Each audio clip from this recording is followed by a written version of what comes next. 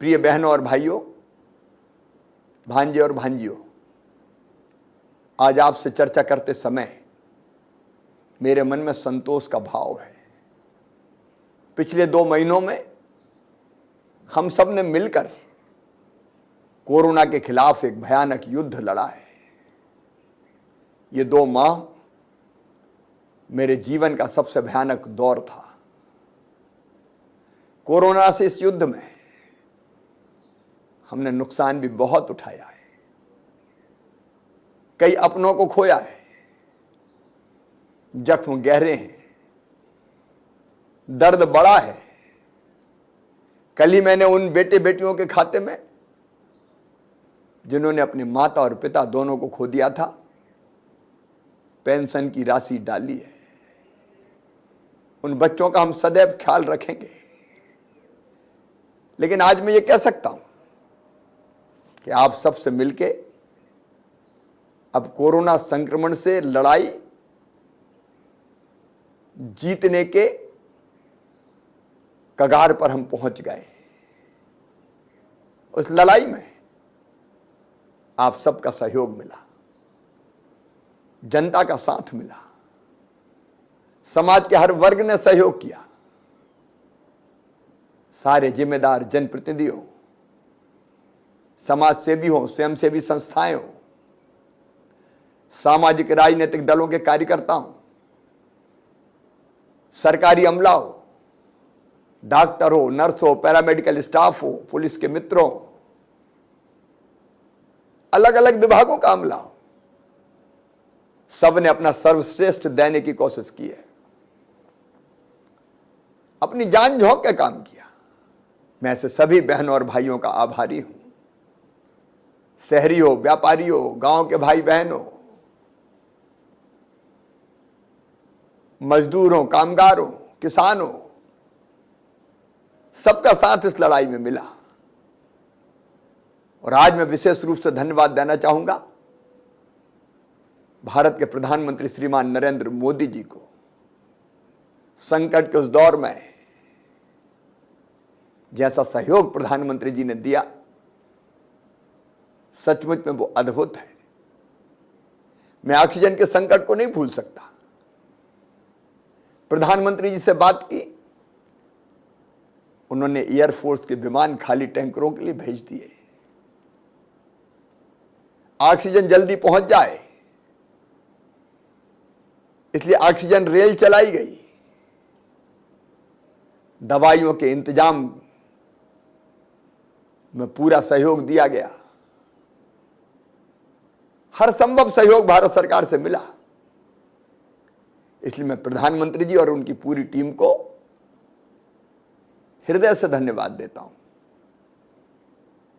मेरे बहनों और भाइयों, हर उस भाई को, बहन को जिसका सहयोग हमको इस लड़ाई के दौरान मिला, मैं धन्यवाद देता हूं। लेकिन लड़ाई अभी बाकी है। यह बात अलग है कि आज संतोषजनक स्थिति है। अब 30 मई को जो टेस्ट हुए थे 75,417, उसमें से पॉजिटिव आए केवल 1205। पॉजिटिविटी रेट लगातार घटता जा रहा है, 1.6% तक पहुंच गया है। रिकवरी रेट बढ़ के हमारा लगभग 96% हो गया है। लगातार स्थिति सुधर रही है। अब 30 मई के टेस्ट में तो खंडवा में एक भी पॉजिटिव नहीं आया। और प्रदेश के 30 जिले ऐसे हैं जहां 10 से कम पॉजिटिव केस आए हैं। इंदौर और भोपाल, इन 2 शहरों ने भी भरसक प्रयास किया है। अब आने वाले केसेस घटते जा रहे हैं, लेकिन बड़ी संख्या में केसेस अभी भी हैं। और कुछ जिले ऐसे जहां घटते हैं लेकिन दूसरे दिन बढ़ भी जाते हैं। इसलिए संक्रमण को नियंत्रित तो किया है, लेकिन संकट अभी टला नहीं है, इसलिए सावधान रहने की जरूरत है। ब्लैक फंगस नाम की बीमारी से भी हम लड़ रहे हैं। ब्लैक फंगस के जो पेशेंट्स हैं उनकी हम पूरी चिंता कर रहे हैं। इंजेक्शन का, एंटी फंगल इंजेक्शन का संकट था, लेकिन अब उनकी आपूर्ति भी सुनिश्चित होती जा रही है और प्राइवेट अस्पतालों में भी इंजेक्शन भेजने का हम इंतजाम कर रहे हैं। ब्लैक फंगस से निपटने में भी हम अपनी तरफ से कोई कसर नहीं छोड़ेंगे। हमें ब्लैक फंगस से भी लड़ना है, लेकिन कोरोना से भी लड़ाई लड़ते रहना है। इसलिए कोरोना कर्फ्यू अभी हम समाप्त नहीं कर रहे हैं। कोरोना कर्फ्यू 15 जून तक जारी रहेगा, लेकिन कोरोना कर्फ्यू में हम छूट दे रहे हैं, सुरक्षा भी और समृद्धि भी। अपनी सुरक्षा भी करना है, लेकिन आर्थिक गतिविधियां चालू भी करना है, ताकि बिजनेस, व्यापार चल सके, निर्माण के काम चल सके, गरीब की रोटी चल सके, मेहनत मजदूरी मिल सके। इसलिए क्राइसिस मैनेजमेंट ग्रुप, चाहे वो हमारे जिले के हों, चाहे वो हमारे ब्लॉक के हों, वार्ड के हों, गांव के हों, उन्होंने अपने अपने हद तय किया है कि 15 जून तक कौन सी गतिविधियां चलेगी और कौन सी गतिविधियां नहीं चलेगी। लेकिन कुछ गतिविधियां ऐसी है जिन पर पूरे प्रदेश में प्रतिबंध रहेगा, और अपनी सुरक्षा के लिए, संक्रमण को रोकने के लिए वो पाबंदियां जरूरी है। सभी सामाजिक, राजनीतिक, धार्मिक आयोजनों पर प्रतिबंध रहेगा। खेल की गतिविधियां, मनोरंजन, शैक्षणिक सांस्कृतिक गतिविधियां, मेले इत्यादि पूरी तरह से प्रतिबंधित रहेंगे। स्कूल, कॉलेज, कोचिंग संस्थान ये भी बंद रहेंगे। सिनेमाघर, शॉपिंग मॉल्स, व्यायामशाला, gym, swimming pool, theatre, picnic spot, bar, auditorium, सभागृह, ये सभी बंद रहेंगे। अत्यावश्यक सेवाएं देने वाले कार्यालय के अतिरिक्त शेष कार्यालय 100% अधिकारी और केवल 50% कर्मचारियों के साथ संचालित हो सकेंगे। सभी धार्मिक और पूजा स्थल एक समय में उनमें 4 से अधिक भाई बहन नहीं जाएंगे, ताकि पूजा हो सके लेकिन भीड़ ना लगे। अंतिम संस्कार में अधिकतम 10 लोग सम्मिलित होंगे। मृत्यु भोज में भी 10 लोग ही सम्मिलित हो सकेंगे। विवाह में दोनों पक्षों के मिला के 20 लोग सम्मिलित हो सकेंगे। किसी भी एक स्थान पर एक साथ 6 लोगों से अधिक संख्या में लोग इकट्ठा नहीं होंगे। पूरे प्रदेश में शनिवार रात 10 बजे से सोमवार सुबह 6 बजे तक पूरी तरह से जनता कर्फ्यू लागू रहेगा और रोज पूरे प्रदेश में रात 10 बजे से लेके सवेरे 6 बजे तक नाइट कर्फ्यू लागू रहेगा। कुछ जिलों ने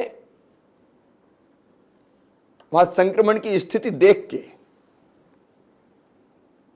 इन प्रतिबंधों को और कड़ा किया है।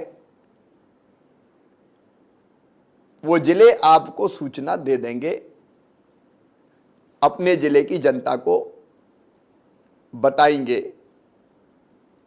ताकि वहां संक्रमण फिर से न बढ़ सके।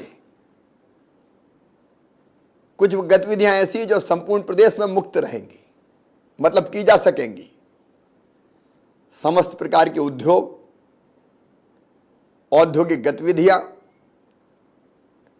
उद्योग में कच्चा माल या तैयार माल का आवागमन, अस्पताल, nursing home, clinic, medical insurance companies, अन्य स्वास्थ्य एवं चिकित्सा सेवाएं, पशु चिकित्सा अस्पताल, केमिस्ट, राशन की दुकानें, किराना दुकानें, फल सब्जियां, डेयरी, दूध, पशु आहार की दुकानें, petrol diesel pump, gas station, रसोई गैस, मंडी, खाद बीज, कृषि यंत्र की दुकानें, खेती संबंधी सभी गतिविधियां चालू रहेंगी। रेस्टोरेंट और भोजनालय, उनमें टेक होम डिलीवरी की जा सकेगी। लॉजिंग, होटल, आगंतुकों के साथ रूम डाइनिंग के साथ चालू रहेंगे। बैंक, बीमा कार्यालय, एटीएम, प्रिंट एवं electronic media, cable operator, bank, insurance, non banking finance कंपनियां, सहकारी साख समिति, केस मैनेजमेंट एजेंसी आदि का संचालन एवं आवागमन, electricians, plumber, carpenter, motor mechanic, IT service provider, इनका आवागमन, एम्बुलेंस, ऑक्सीजन टैंकर्स का संपूर्ण प्रदेश में आवागमन, अस्पताल, नर्सिंग होम और टीकाकरण हेतु आवागमन कर रहे नागरिक, कर्मचारी, सार्वजनिक परिवहन, चाहे वो बसों या ट्रेन के माध्यम से हो, सब प्रकार के सामान और माल की आवाजाही, निजी सुरक्षा सेवाएं, घरेलू सेवा देने वाले यथा कपड़ा धोने वाले, driver, house help, made, cook आदि का आवागमन, ई कॉमर्स कंपनियों से तथा अत्यावश्यक वस्तुओं की दुकानों से होम डिलीवरी, रेड जोन के बाहर के ग्रामों में समस्त मनरेगा से संबंधित कार्य, ग्रामीण विकास एवं अन्य विभागों के निर्माण कार्य, तेंदुपत्ता के संग्रहण का काम, तेंदुपत्ता तोड़ने का काम, फायर ब्रिगेड, टेलीकम्युनिकेशंस, विद्युत प्रदाय, रसोई gas, petrol diesel, kerosene tanker, home delivery सेवाएं, दूध एकत्रीकरण और वितरण, फल सब्जी के परिवहन, डाक एवं अन्य कोरियर सेवाएं, मोहल्लों कॉलोनियों में एकल दुकानें, कोल्ड स्टोरेज एवं वेयर हाउसिंग की सर्विसेज, समस्त सिविल मरम्मत कार्य तथा नवीन कंस्ट्रक्शन गतिविधियां, परीक्षा केंद्र आने एवं जाने वाले परीक्षार्थी, परीक्षा केंद्र एवं परीक्षा आयोजन से जुड़े कर्मी, अधिकारी गणों का आवागमन, ऑटो, ई रिक्शा, इनमें 2 सवारी, टैक्सी, निजी 4 पहिया वाहन में ड्राइवर सहित 3 सवारी, कोविड प्रोटोकॉल के साथ, जिला स्तर पर परंपरागत लेबर मार्केट कोविड प्रोटोकॉल के साथ, व्यक्तियों और वस्तुओं का राज्य के भीतर और राज्य के बाहर आवागमन, ये सब चीजें जारी रहेगी, इन पर कोई प्रतिबंध नहीं रहेगा। अन्य चीजों के बारे में अलग अलग जिला अपनी स्थिति अपने जिले के बारे में रखेंगे। बहनों और भाइयों, इन सारी गतिविधियों को चालू रखते हुए हम कोविड के संक्रमण पर नियंत्रण कैसे करेंगे, उसकी भी व्यवस्था हमने बनाई है। हम पूरे प्रदेश में लगातार बड़ी संख्या में टेस्ट जारी रखेंगे। 75,000 से कम टेस्ट नहीं होंगे। संक्रमण हो चाहे ना हो, टेस्ट जारी रहेंगे। मेरी आपसे अपील है, सैंपल देने में सहयोग करें, क्योंकि जिले के हर हिस्से में सैंपल लेना होगा, ताकि किसी भी हिस्से में अगर संक्रमित भाई बहन हो तो तत्काल हम पता लगा लें। अगर कोई भाई बहन पॉजिटिव निकलता है तो उसको आइसोलेट करेंगे, कोविड केयर सेंटर में ले जाएंगे, घर में जगह तो वहीं रखेंगे। फिर दूसरी चीज, हम कॉन्ट्रैक्ट ट्रेसिंग करेंगे, मतलब उसके संपर्क में आने वाले जितने लोग हैं उनका भी हम सैंपल लेके टेस्ट कर लेंगे, ताकि उनमें से अगर किसी को संक्रमण हो तो तत्काल पता लगाया जा सके। कोविड केयर सेंटर हमारे चालू रहेंगे, किल कोरोना अभियान चलता रहेगा। मेरा सभी गांव की क्राइसिस मैनेजमेंट कमेटी के भाई बहनों से निवेदन है कि किल कोरोना अभियान के अंतर्गत जब हमारा अमला आपके गांव पहुंचे तो उसके साथ जरूर जाइए, ताकि सर्दी जुकाम बुखार खांसी का कोई भी प्रकरण गांव में मिले तो हम तत्काल दवाई दे सकें, उसका सैंपल ले सकें, टेस्ट कर सकें। समय पर पता लगना ही संक्रमण को रोकने का प्रभावी उपाय है। और ये सारे प्रयत्न करके हम संक्रमण को तत्काल पहचानेंगे, फैलने नहीं देंगे, तत्काल उपचार करेंगे, व्यवस्थाएं करेंगे। इससे संक्रमण बढ़ने से रुकेगा, आर्थिक गतिविधियां भी चलती रहेगी और संक्रमण भी बढ़ने से रुकता रहेगा। लेकिन इसके साथ प्रदेशवासियों से मैं हाथ जोड़ के यह प्रार्थना करता हूं, अति आत्मविश्वास में मत आना। कोविड एप्रोप्रिएट बिहेवियर हमको करना ही पड़ेगा, और कोविड एप्रोप्रिएट बिहेवियर का मतलब कोरोना के संक्रमण को रोकने का व्यवहार। और इसलिए मेरी अपील है, फेस मास्क जरूर लगाएं। मास्क से नाक और मुंह चेहरा ढकें, मास्क के बिना जीवन नहीं चल सकता। इसको अपनी दिनचर्या का अंग बनाएं। मास्क ना पहनना सामाजिक अपराध है, उसलिए कोई नहीं पहनेगा तो कार्रवाई भी होगी, क्योंकि वो बचाने के लिए जरूरी है, संक्रमण फैलने से रोकने के लिए जरूरी है, आपके लिए जरूरी है। मास्क नहीं तो सामान नहीं, मास्क नहीं तो बात नहीं, मास्क नहीं तो आना जाना नहीं। यह अभियान हम सबको चलाना होगा।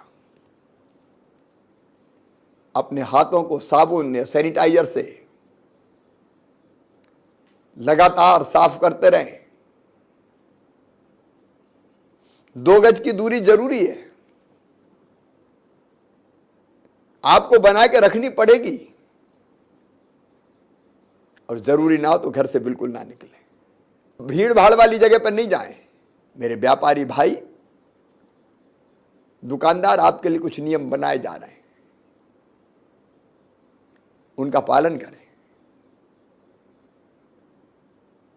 दुकान के सामने गोले बनाए ताकि आने वाले ग्राहक दूरी बना के रख सकें, यह जरूरी है। और मैं एक सलाह और दूंगा,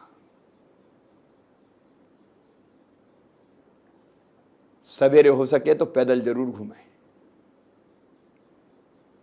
व्यायाम जरूर करें। इम्यूनिटी बढ़ाने का, अपने आप को निरोग रखने का योग तरीका है। इसलिए योगाभ्यास ये शारीरिक के साथ साथ मानसिक बल भी प्रदान करता है। और प्राणायाम कृपया करके जरूर करें। कोरोना के जितने भी प्रोटोकॉल हैं उनका कड़ाई से पालन करें।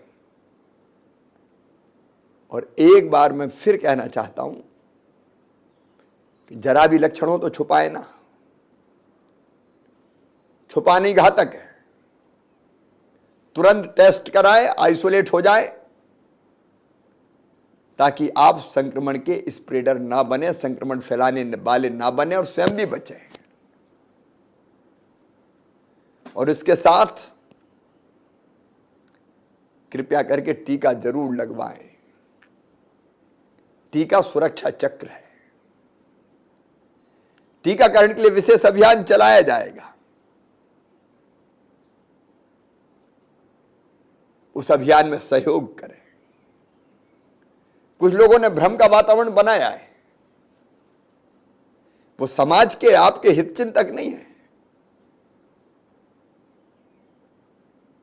और इसलिए आप भी टीका लगवाएं। आपके गांव में भी क्राइसिस मैनेजमेंट कमेटी, वार्ड में, शहर में प्रेरित करें टीकाकरण के लिए। मैं बच्चों के लिए फिर अलग से बात करूंगा। उनकी परीक्षाएं, उनकी शिक्षा, उसके लिए मंत्रियों के एक समूह बनाया है। उसकी क्या व्यवस्था होगी, इसके बारे में जल्दी मैं चर्चा करूंगा।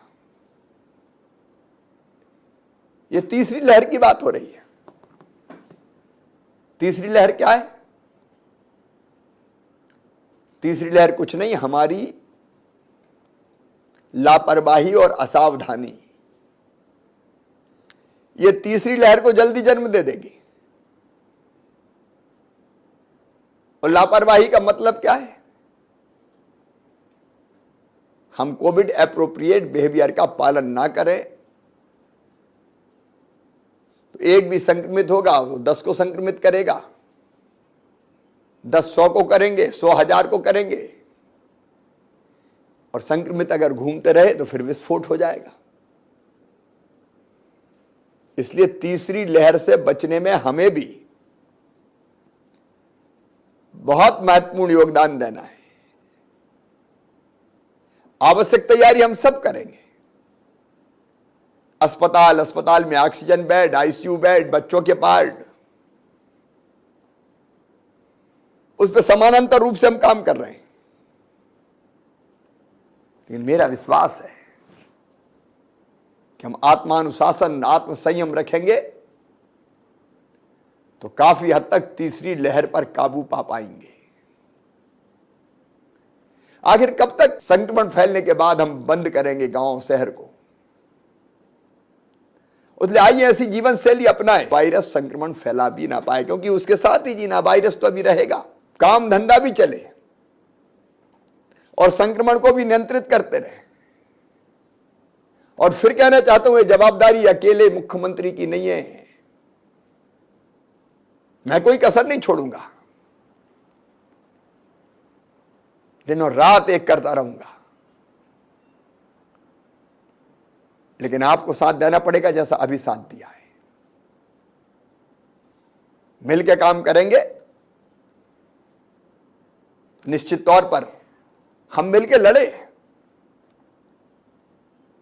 क्या काम किया गांव वालों ने, शहर वालों ने, आमजन ने, क्राइसिस मैनेजमेंट कमेटियों ने। मैं अभिभूत हूं और आप सबके कारण ही आज संक्रमण पर नियंत्रण पाया है। और अभी भी साथ मिलकर लड़ना है, निश्चिंत नहीं हो जाना है। कठिनाइयों को पार करके